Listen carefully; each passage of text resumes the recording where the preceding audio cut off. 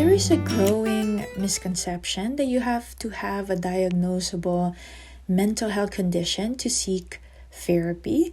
Insurance company actually doesn't help because they do give the standard of who gets to claim it. Basically, are you sick enough that you would get the care that you need?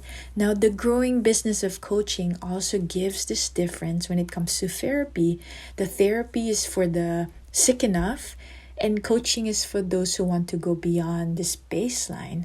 And I understand from this definition, most people would prefer to see a coach. And hush hush, right? If you are seeing a therapist. In today's episode, I'll share with you 7 of the most common reasons Filipinos seek therapy. Are Filipinos truly bilingual? We use the same language at home but speak in love languages foreign to each other, together but separated. Kamusta? I'm Rowan, licensed psychotherapist mom, immigrant twice, first-generation Pinoy raising my mixed Filipino-American children in America. I found that after visiting 500 Filipino homes, I continue to be a student of the culture. In this podcast, we would be seatmates in this beautiful cultural classroom. And by the way, did I tell you I need my kapeng barako straight from Batangas before each class? If you're interested in learning the deep intricacies of the Filipino culture, especially as it merged with American culture, talks about trauma-informed care, and deepening your Filipino relationships across generations, which includes my fave topic, Pinoy love languages, you're in the right place. This episode is brought to you by Story Therapy. Change your story, change your life. It's a framework that's tailored to the Filipino. It combines the latest neuroscience, hypnotherapy, and other creative expressions. If you are interested in scheduling a complimentary consult, check out the show notes. Hello everyone! Welcome to another episode of the Pinoy Love Language podcast. I love saying our title. This is Rowan, your host. And before I forget, this podcast episode has a blog counterpart, and it's called Beyond the Diagnosis, 7 Reasons Filipino Women Seek Therapy. Now, most people I see in my practice doesn't have a quantifiable diagnosis. So practitioners have a book. It's called the DSM-5, in which if you simply say you are anxious, it doesn't mean that you have a diagnosis. That's all you need to remember. And that portion you don't have to worry about. That would be your practitioner's role to do. There is also this growing myth that therapists only see people that have a mental health condition. This is false and can do harm in people who needs professional care from a trained and licensed therapist. I want to go straight to 7 common reasons Filipino women seek therapy. If you're male, this is also very common.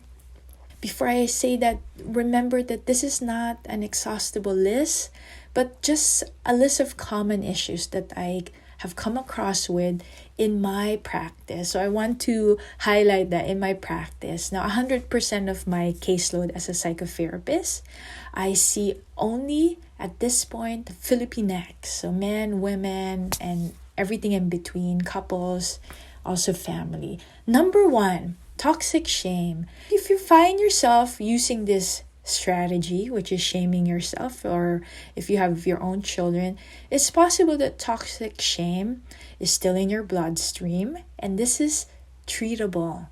Okay, so that's number 1. This is going to be a short and sweet list. Number 2, feelings of being disconnected. Sometimes there are events that may have primed you to disconnect with your body to survive. So for someone who's had some sexual abuse history, it would make sense to have learned this, to disconnect with your body, because it's such a horrific experience. So it had been a coping skill before and may not be a useful coping skill anymore. So feelings of being disconnected. And first of all, you don't have to have a sexual abuse history to have this feeling. Number 3, issues of abandonment. Usually when we think about abandonment, we think about parents separating or leaving a child. That could very well be the definition, but there are many experiences that offers this type of feeling other than the parent-child separation. But that's one of the most common, especially with Filipinos immigrating, that at 3 years old, if your mom left because she has to make ends meet, as an adult, you might have made sense of that. Oh yeah, that makes sense. She has to leave. But the 3-year-old child within you may still be stuck in that experience. Number 4, common reason would be insecurities or imposter syndrome. The feeling that you're not on par with others can really wreak havoc on your relationship. And it's like you're almost in this wheel and you can't get enough of doing enough because ultimately you don't feel enough. Now, I'm mindful I'm using the word enough too much, but that's number 4. Number 5 is patterns of unhealthy romantic relationships, and this could be brought by the other few reasons that I just mentioned, like reasons or feelings of abandonment. So you might be caught up in, some people would say sabotaging your own relationship or jumping from one relationship to the other and basically having a longing to be loved, but finding yourself disappointed in your relationships. So that's number 5. If you notice patterns of unhealthy romantic relationships, you might consider therapy. Number 6, family of origin issues. The feeling that when you see your mom or she calls you or your dad, you have this strange feeling of being anxious, or that you could only have a 2-hour quota, right, for potlucks before you say, see you later, gotta leave, and you're easily triggered by conversations. I like what Marissa Peer mentioned, what you cannot feel, you cannot heal. Now, in therapy, this doesn't mean that you have to relive the trauma. I think this is bad therapy. But of course, exposing to the messy stuff, and practicing in therapy is a good way to stretch your emotional capacity. Now, good therapy is not about, again, reliving your pain, but allowing your body to release the pain once and for all.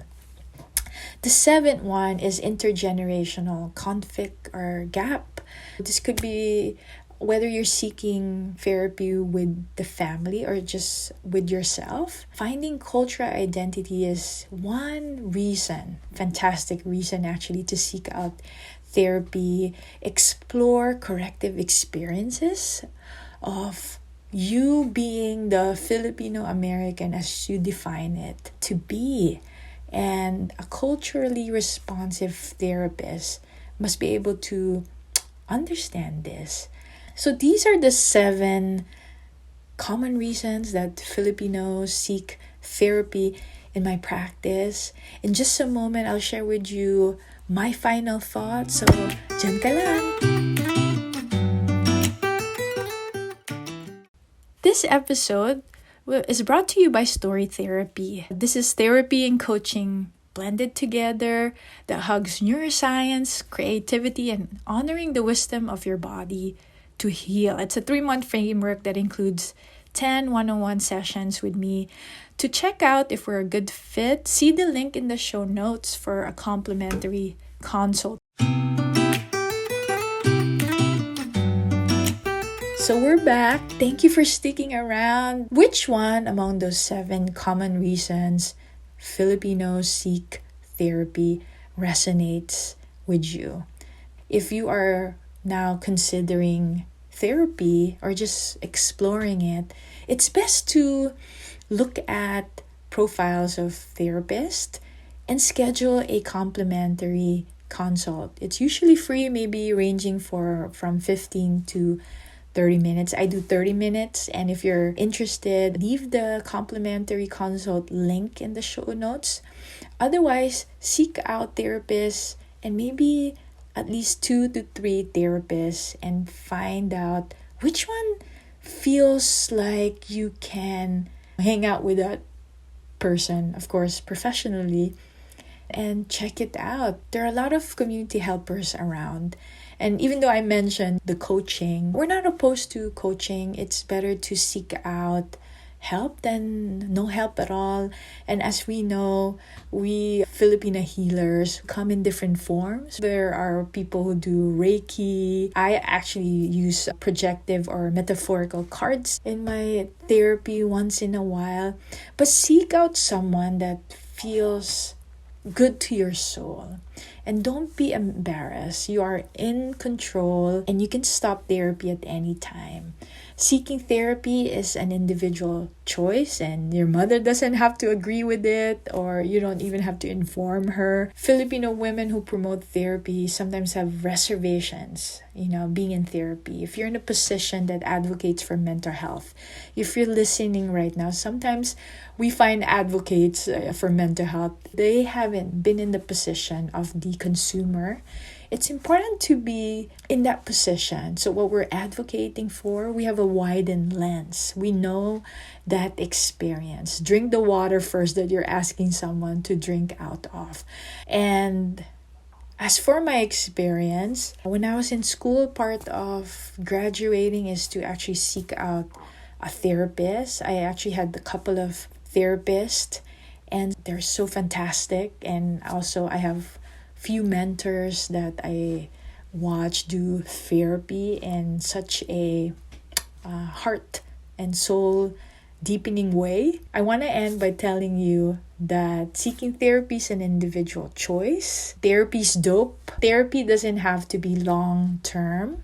So in my type of therapy, I usually see clients from 3 to 6 months on an average, and it's life-changing. Change your story, change your life. So I will end there. Thank you so much for hanging out with me at Sa Ulitin. Bye!